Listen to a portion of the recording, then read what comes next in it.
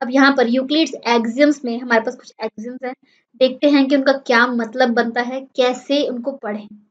First axiom, things which are equal to the same thing are equal to one another. कोई एक चीज अगर किन्हीं चीजों के इक्वल है तो वो दो चीजें आपस में भी इक्वल है। मैं आपको डायग्रामेटिकली समझाती हूँ। अगर यहाँ स्क्वायर का एरिया 25 सेंटीमीटर स्क्वायर है, things which are equal to the same thing are equal to one another, और मैं बोल दूं कि इस रेक्टेंगल का एरिया भी 25 सेंटीमीटर स्क्वायर है, तो अगर मैं बोल दूं ये दोनों इक्वल दिख रहे हैं आपको, एरियाज इक्वल हैं, तो अगर ये दोनों इक्वल हैं उसके बाद एक और चीज बनाते हैं। अब जो बी है 25 सेंटीमीटर स्क्वायर था, ये मैंने बोल दिया कि एक ट्राइंगल के एरिया के बराबर है। Things which are equal to the same thing are equal to one another. अब मान लीजिए आपको दिख रहा है कि ये जो ए है ये बी के बराबर है, ये बी है जो सी के बराबर है, तो हम बोल सकते हैं कि ए और सी बराबर है। ए भी बी के बराबर है, सी भी बी के बराबर है, तो ए और सी भी बराबर हुए। Things which are equal to the same thing are equal to one another. A B के बराबर है, सी बी के बराबर है, तो ए और सी बराबर हुए। तो यहाँ पर आई होप आपको एरिया की कॉन्टेक्स्ट में ये एग्जाम्पल समझ में आया होगा, ये एक्सियम समझ में आया होगा। तो यहाँ पर मैंने बता दिया कि ए और सी का एरिया 25 सेंटीमीटर स्क्वायर है, दैट इज द रिजल्ट। ठीक है, जो मुझे इस एक्सियम को पढ़ के समझ आया। आगे चलते हैं second axiom, if equals are added to equals the wholes are equal. अब यहाँ पर अगर पानी की ग्लास की बात करें, दो पानी के ग्लास हैं, आधे आधे फिल्ड है, दोनों में ही अगर मैं इक्वल अमाउंट ऑफ वाटर डाल दूं तो दोनों फिर से बराबर ही रहेंगे। ठीक है, पहले भी बराबर थे, आधे आधे फिल्ड थे, आधा आधा पानी और भर दिया तो दोनों फिर से बराबर है। तो equals are added to equals the wholes are equal. A is equal 25 centimetre square given है, B is equal 25 centimetre square given है, C is equal to 10 centimetre given है। अगर मैं ए में सी ऐड करूं और बी में भी सी ऐड करूं तो टोटल फिर भी सेम रहेगा ना। ए में सी ऐड किया that is 25 centimetre plus 10 centimetre square, B में सी ऐड किया तो यहाँ पर हमारे पास ए प्लस सी क्या बन रहा है 25 प्लस 10, बी प्लस सी क्या बनेगा हमारे पास, वो भी बनेगा 25 plus 10 that is 35 centimetre square. ये चीजें ऑलरेडी इक्वल थी, इनमें मैंने एक चीज सेम ऐड करी, वो भी इक्वल बन जाएगा। So if equals are added to equals the wholes are equal. I hope you get this. Third axiom की बात करें, if equals are subtracted from equals the remainders are also equals. वो आधे पानी के ग्लास दोनों रखे, इसमें से भी आधा पानी गिर दिया जितना था, इसमें से भी गिर दिया, दोनों एम्प्टी हो गए, दोनों फिर से बराबर है। If equals are subtracted from equals the remainders are equal.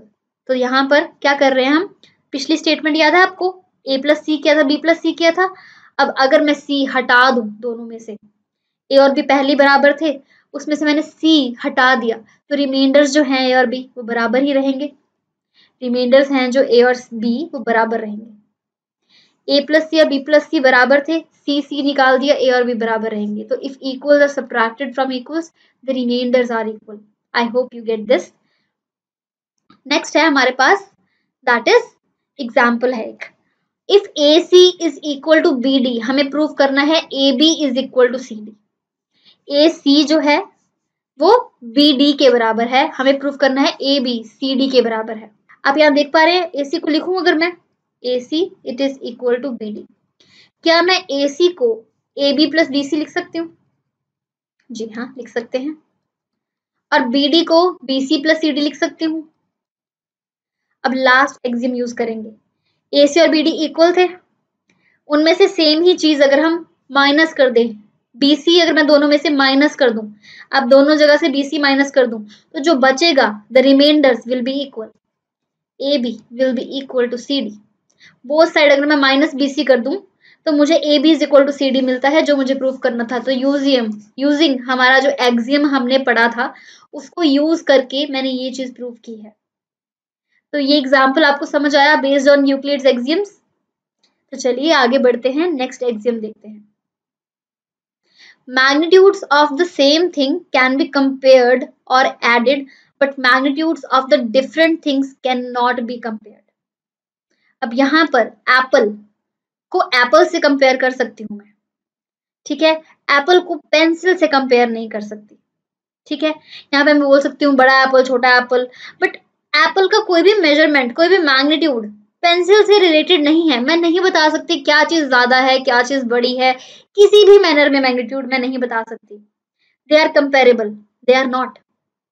Magnitudes of the same thing can be compared or added, but magnitudes of the different things cannot be compared. I hope it is clear.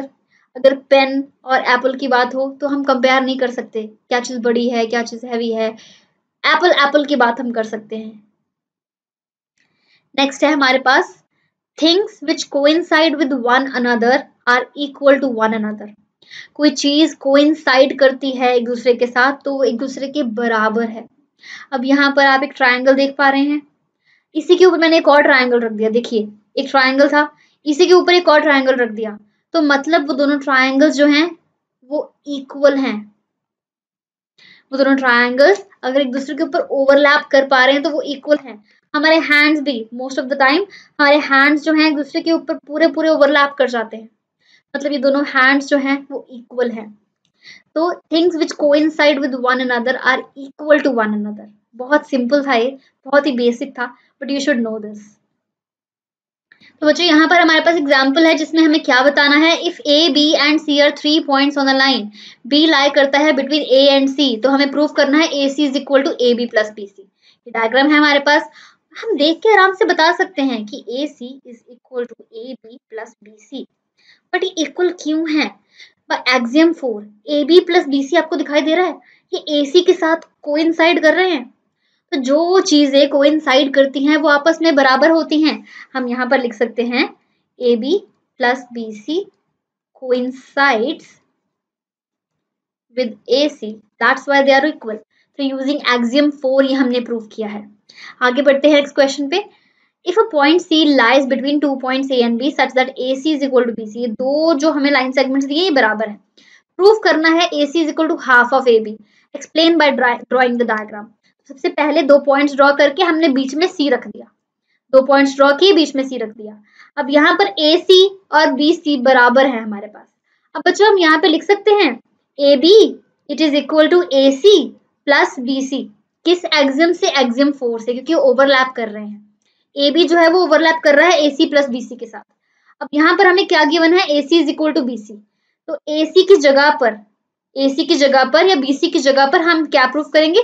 हमें ये proof करना है ना, तो हम BC की जगह पर AC पुट करते हैं। पुट किया हमने, तो आपको दिखाई दे रहा है AB it is equal to 2 of AC, तो हम लिख सकते हैं half of AB it is equal to AC। तो मतलब वही प्रूफ कर दिया हमने, AC is equal to half of AB, ये प्रूफ करना था। So hence proved. हमने एक्सियम 4 से, एक्सियम 4 का यूज करके हमने ये चीज प्रूफ कर दी। चलिए बढ़ते हैं आगे। नेक्स्ट हमारा है fifth axiom, the whole is greater than the part. The whole is greater than the part. आपको क्वेश्चन में इस एक्सियम में एग्जांपल देती हूँ। देखिए ये एक सर्कल है, ये होल है। अब इस सर्कल को मैंने बीच में से काट दिया, बिल्कुल बीच में से नहीं, थोड़ा सा टेढ़ा यहां से काटा, कि मेरे पास एक ये पार्ट बना और एक ये पार्ट बना। ठीक है, अब the whole is greater than the part. इस छोटे पार्ट की बात करूं तो साफ दिखाई दे रही है सर्कल जो है वो बड़ा है इस छोटे से पार्ट से। बट अगर मैं ये बड़े पार्ट की बात करूं तब भी जो होल है वो बड़ा है इस पार्ट से।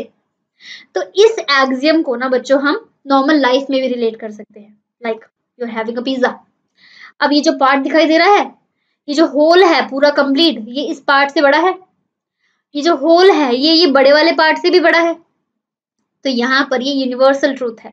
Axiom 5 is also considered as universal truth. ये नॉर्मल सभी चीजों में यूज होता है। The whole is greater than the part. आगे बढ़ते हैं हमारे नेक्स्ट एक्सियम पर। Things which are double of the same things are equal to one another. कोई चीज किसी एक ही चीज की डबल है वो आपस में भी बराबर है। आपके पास एरिया है 20 मीटर स्क्वायर, आपके पास B है 20 मीटर स्क्वायर, दोनों आपस में बराबर है। इनका अगर मैं डबल कर दूंगी, A का डबल करूंगी अगर मैं, तो क्या बना? 2A क्या बना? Area is equal to 40 metre square.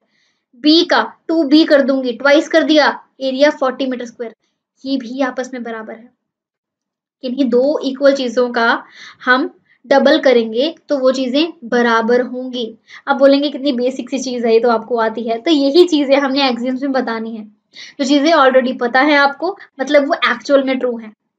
Next है हमारे पास things which are halves of the same things are equal to one another. कोई चीजें जो एक ही चीज की हाफ है, जो कि सेम चीजों की हाफ है, वो भी बराबर होंगी। एरिया जो ए था, हमने 20 मीटर स्क्वायर लिया था, बी भी 20 मीटर स्क्वायर, आपस में बराबर है, इनका हाफ करते हैं।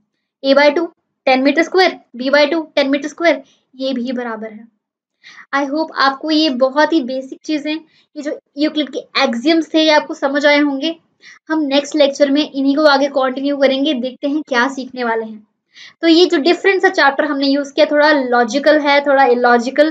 तो ये जो थ्योरेटिकल चैप्टर है, इंट्रोडक्शन टू यूक्लिड ज्योमेट्री, ये इंपॉर्टेंट है आपकी इंफॉर्मेशन और नॉलेज के लिए। तो आई होप आपको ये लेक्चर समझ में आया होगा। So we will meet in next lecture. Thank you.